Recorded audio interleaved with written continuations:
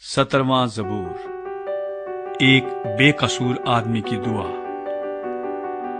اے خداوند، حق کو سن، میری فریاد پر توجہ کر، میری دعا پر جو بے ریا لبوں سے نکلتی ہے کان لگا۔ میرا فیصلہ تیرے حضور سے صادر ہو، تیری آنکھیں راستی کو دیکھیں۔ تو نے میرے دل کو آزما لیا ہے، تو نے رات کو میری نگرانی کی۔ تو نے مجھے پرکھا اور کچھ کھوٹ نہ پایا۔ میں نے ٹھان لیا ہے کہ میرا منہ خطا نہ کرے۔ انسانی کاموں میں تیرے لبوں کے کلام کی مدد سے میں ظالموں کی راہوں سے باز رہا ہوں۔ میرے قدم تیرے راستوں پر قائم رہے ہیں، میرے پاؤں پھسلے نہیں۔ اے خدا، میں نے تجھ سے دعا کی ہے کیونکہ تو مجھے جواب دے گا۔ میری طرف کان جھکا اور میری عرض سن لے۔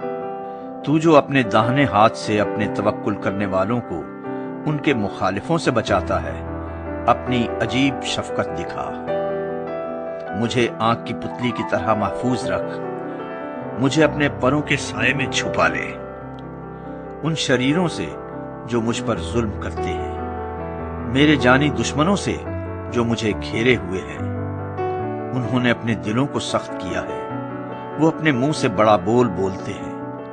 انہوں نے قدم قدم پر ہم کو گھیرا ہے، وہ تاک لگائے ہیں کہ ہم کو زمین پر پٹک دیں۔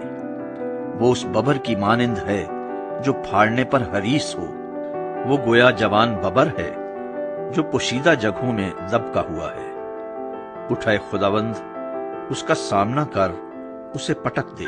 اپنی تلوار سے میری جان کو شریر سے بچا لے۔